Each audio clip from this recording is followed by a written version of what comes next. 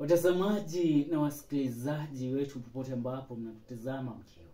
Ni issue moja kati ya issue ambazo zimekuwa swala ambalo limeweza kuzungumziwa sana hasa katika mitandao ya kijamii, ikiwemo ni hapa nchini Kenya na pia katika taifa la Tanzania. Mgogoro ambao umezuka dhidi ya bunge la Kenya na bunge la Tanzania. Bunge la Kenya, kumbuka nchini Kenya serikali ya taifa la Kenya ina mabunge mawili. Bunge la Seneti na bunge ambalo ni bunge kuu. Nchini Tanzania kuna bunge moja ambalo ni bunge kuu, linajumulisha taifa lote la Tanzania kwa jumla, muungano wa Jamhuri ya Tanzania. Swala ambalo limekuwepo hapa ni swala kuhusiana na mambo yaliyotokea ambao ni wanaharakati wetu hapa katika nchi ya Kenya waliweza kusafiri kwenda Tanzania kwa ajili ya kuhudhuria kesi ya ambaye ni mpinzani wa rais wa Jamhuri ya Muungano wa Tanzania, Mama Samia Suluhu Hassan, tukimuita kwa jina la kumpagaza nchini Kenya, Idi Amin Mama. Tunaelewana? Hivyo ndivyo ambavyo wanamtambua mama hapa nchini Kenya. Sasa walikamatwa wanaharakati wetu wakienda kuattend kesi ya Tundu Lissu. Unajua, kwanza wacha tuweke utani kando, tuwafahamishe Watanzania wote kwa jumla. Leo nimeona arafa ambayo imeweza kuachiwa na mbunge wa eneo bunge la Embakasi East, anayetambulikana kama Babu Owino. Kwa sasa ni wakili, aliweza kuweza kutiwa taji ya kuwa wakili siku ya Ijumaa iliyopita, Honorable Babu Owino. Na ameweza kuachia ujumbe ambao una maarifa sana. Kwa ndugu zetu wa Tanzania, shida yenu ni kwamba mkielewi Kiswahili. Sasa itanibidi nisome na niwatafsirie. Kando na hilo, kwa ndugu zetu wa Kenya, kwa ndugu zangu wa Kenya, mimi ni Mkenya. Tena mwanahabari. Na huku tumewaambia mchague lugha moja. Aidha mtutumie lugha ya Kiswahili ama lugha ya Kizungu, na mwache kutulazimu kukitumia Kiswahili. Maana nyinyi wenyewe hamkitambui Kiswahili sanifu. Kizungu chenyewe hamkitambui. Mnadhani kimezaliwa kwenu. Tuheshimiane. Wanaharakati wenu nchini Tanzania wanazikwa kila kukicha, maana wao wanatekwa nyara na jeshi la polisi, wanauawa vichochoroni, alafu miili inaokotwa tu, wengine wanachomwa. Hapa Kenya ni nchi ambayo ina demokrasia. Katiba ambayo inatumika katika taifa la Kenya ni katiba ambayo ilipitishwa kwa damu na machozi, ambayo ilipiganiwa sana na viongozi wetu hapa nchini Kenya mwaka wa 2010. Nyinyi mnaitumia katiba iliyopitizwa mwaka 1985, 1985. Hiyo ndio katiba mnaitumia. Hiyo ndio demokrasia mnaijua. Sisi tupo katika nchi, tunaishi katika karne ya 22. Nyinyi mko katika karne ya 1900. Tunaelewana? Kuna utofauti. Yaani kabla mtufikie hivi, mtakuwa mnahitaji you need to live another 100 years. Mnahitaji kuishi miaka 100, karne nyingine moja ndio mtufikie. Si karne moja, karne 2. Tunaelewana? Na kando na hilo, nataka mpokee ujumbe kutokea kwa Babu Owino kabla ya tuingie kwa yale ambayo Wakenya wameweza kuyafanya leo. Maana leo upepo wa kimbunga umewapiga wabunge wa Tanzania waliokuwa na kidomodomo kujaribu kupigana kule wakitukana nchi ya Tanzania. Wacheni tuwape onyo kwa tafadhali. Tuna rais anaitwa William Ruto. Sisi wa Kenya ndio tunaruhusiwa kumuita Kasongo.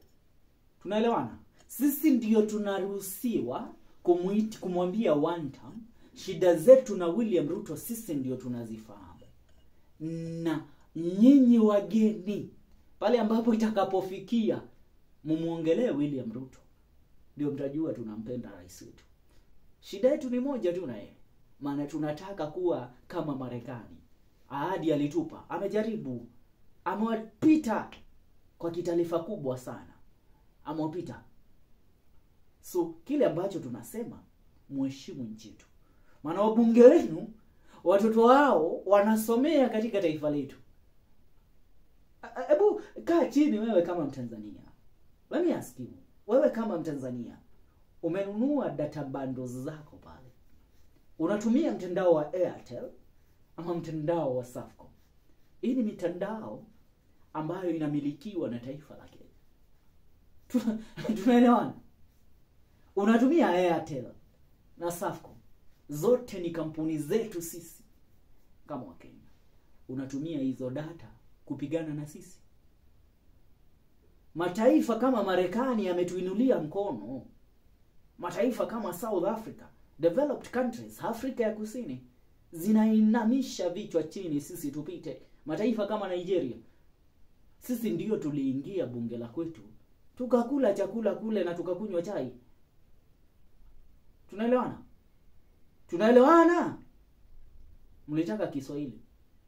And when we have to change to the international languages, we speak it as the Queen's language, very articulate. We don't miss our ones. We are the sons of the soil. Sisi ndio wazaliwa wa Afrika. Nyinyi wenyewe mnachambua tu Kiswahili. Lugha zenu za mama mzijui. Mna makabila ngapi kwenu nchini Tanzania? Kuna uchungu na usikia, lakini nataka kuwa professional.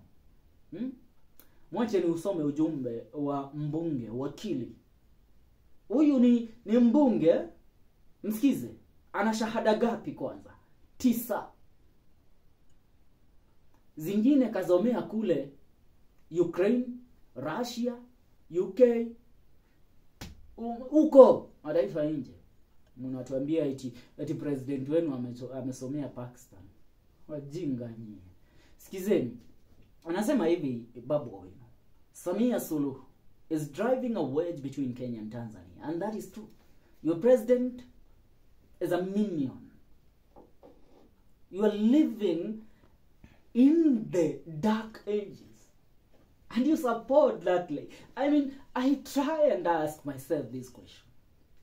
You know, in Kenya, when we take to the street to criticize the government, every artist, every activist, every poet, everybody in the entertainment industry, they lay down their tools of work. It's time we fight for our country. That is how we go.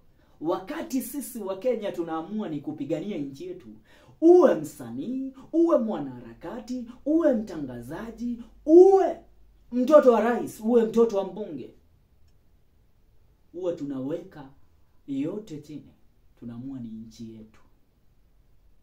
Na hata kama ni babangu ambaye anapitisha sheria ambazo zinanihukumu na kunidhalilisha mimi kama Mkenya, tunapigana naye. Tunaelewana? Lakini that is Kenya. Hawa ni watu wazazi wetu walitushinda sisi. Na kushindwa na wazazi wetu si kwa sababu sisi ni wapotovu wa nidhamu. La hasha. Wazazi wetu walitushindwa kwa sababu ya akili zetu, jinsi ambavyo tumesoma, jinsi ambavyo mawazo yetu yamefunguka, jinsi ambavyo tunauelewa ulimwengu. And that is why democracy in the United States, mnailinganisha. Ujue, ukikompea nchi ya Kenya na Tanzania, kumbuka, Kenya has a very articulate democracy. Inaruliwa na demokrasia ya nchi ya Marekani. Tanzania inasoma kutoka kwa Uganda. Samahani kwa hilo. Anasema hivi Babu Owino, Kenyans are shocked that a whole national parliament of Tanzania and a huge chunk of their national executive have trooped too low to engage in juvenile runs that demean and castigate a good neighbor like Kenya?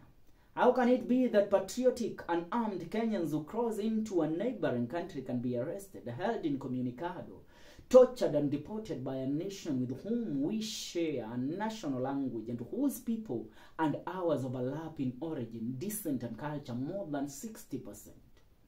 Tunaelewana? Tunapitilizana kwa 60%.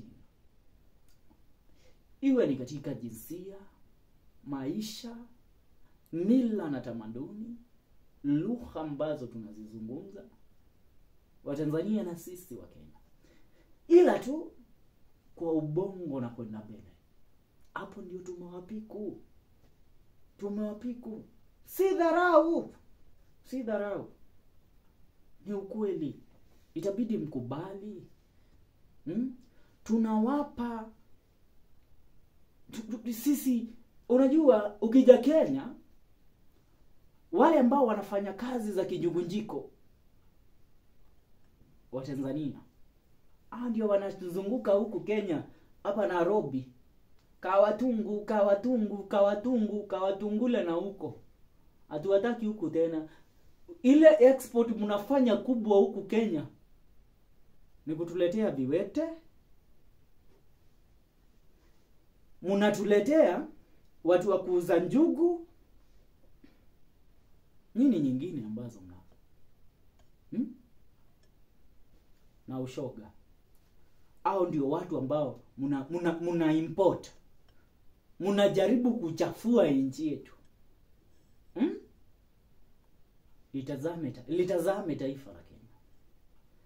Angalia historia ya Kenya, ilinganishe na nyinyi wapumbavu ambao hata historia kwenu yenyewe inawakandamiza. Katika vita za kupigania kuikomboa nchi ya Tanzania, kulikuwepo na kiongozi mliyemuita Kenjeketile Ngwale, aliyekuwa kiongozi wa the Maji Rebellion.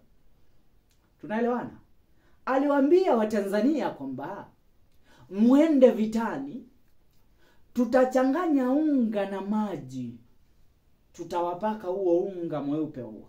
Sasa mkimbia mtapigana na Mjerumani, atawapiga risasi lakini hazitawapenya.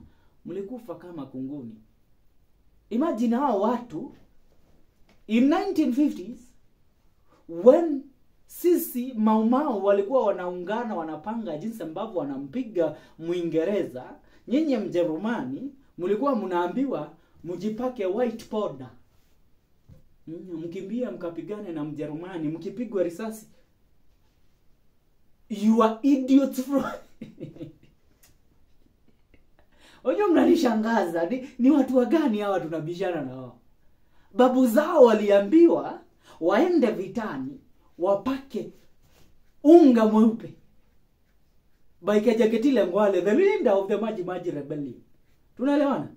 Ya kwamba wakipigwa risasi hazitowapenya. Tunaelewana? Hayo ndio mlifunzwa. Ukienda kule Zanzibar, maana Zanzibar pia ni part ya Tanzania. Kule walikuja Waarabu, the Omars, wakawachukua wanawake wenu, wakawafanya maslaves, wakawafanya watumwa.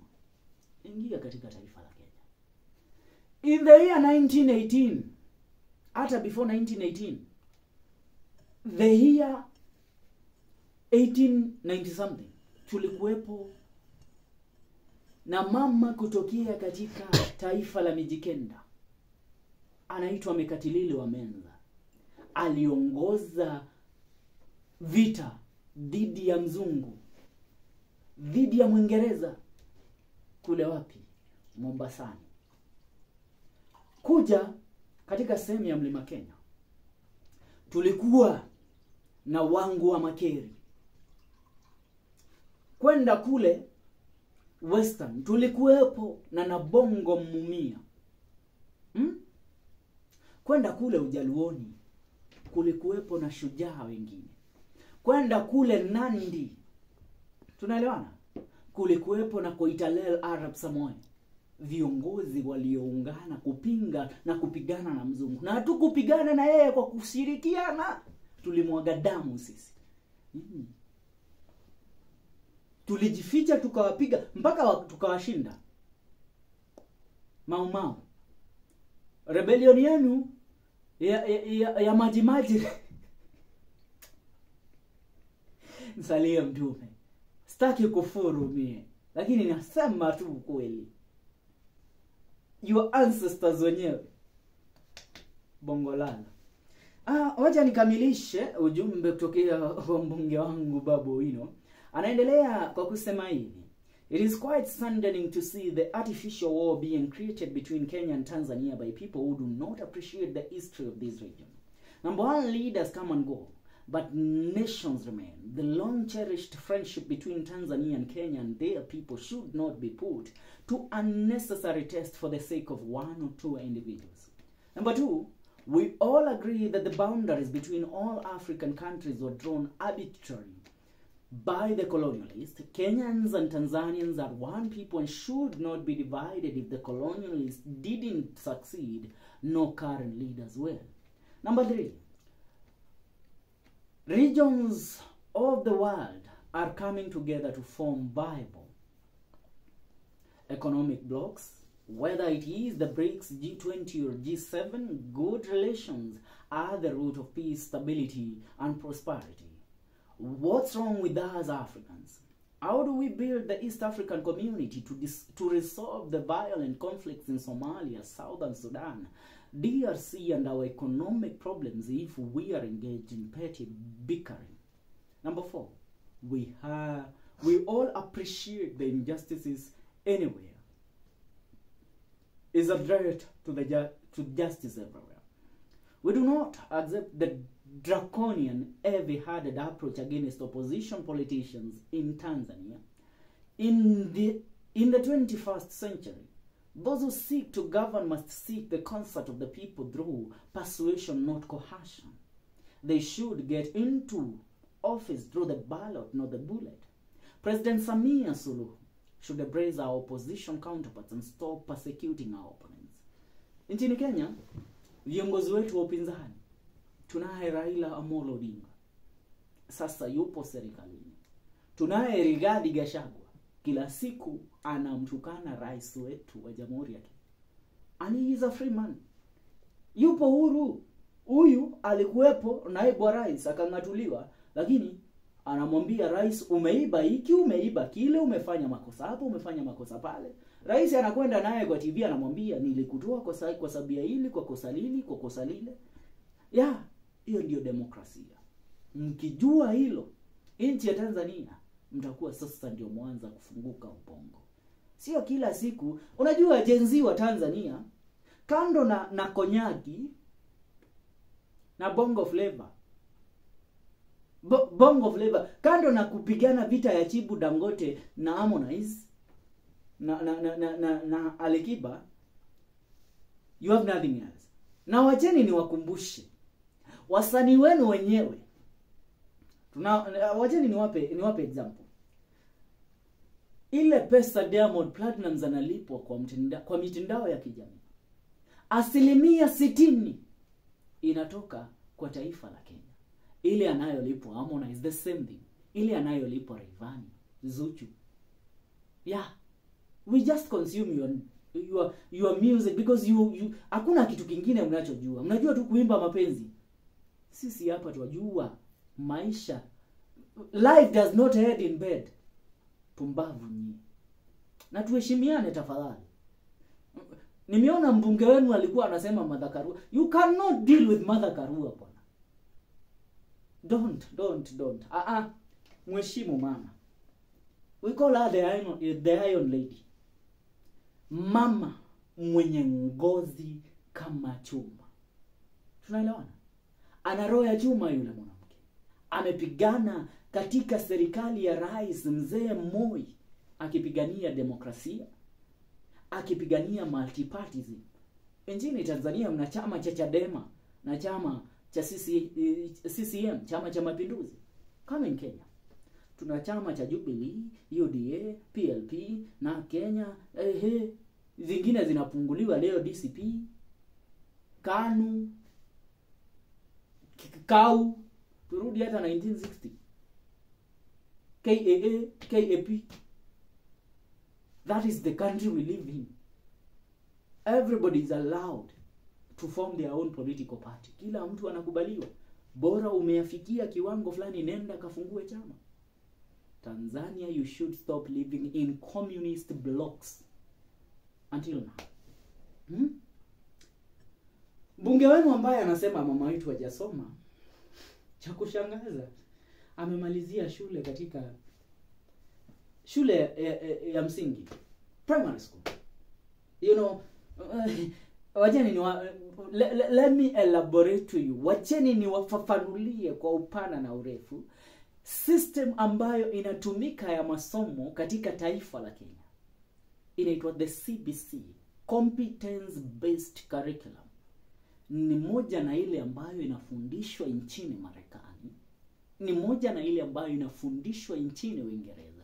Pale mtoto wa Kenya wa darasa la 6, tunaelewana, anaweza mfunza mwalimu wa shule ya upili wa nchi ya Tanzania. How will you fight with these people? You cannot fight with Kenya. It's the epitome of Africa. Samahani kwa hilo. Najua ni mwachoma. Hila ukweli lazima tuuseme. Wajukuu wa Kijeketile Ngwale. Pumbavu. Zimeni kamera.